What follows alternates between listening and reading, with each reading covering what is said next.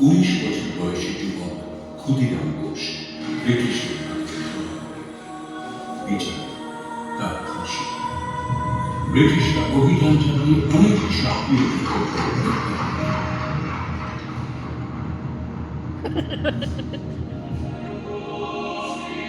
1908 সালের 2রা মে 32 নম্বর মুরারিপুকুর রোডে অভিযান চালিয়ে 14 জন সাহসী দেশপ্রেমিককে গ্রেফতার করা হয়।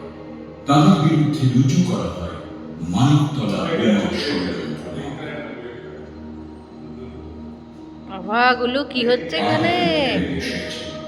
এখানে প্রায় 30 জন সাহসী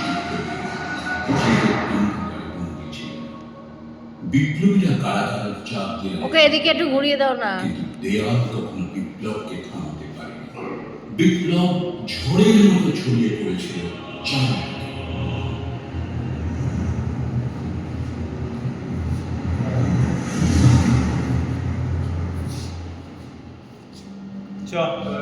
বিপ্লবীদের জেল ভাঙার পরিকল্পনা ছিল।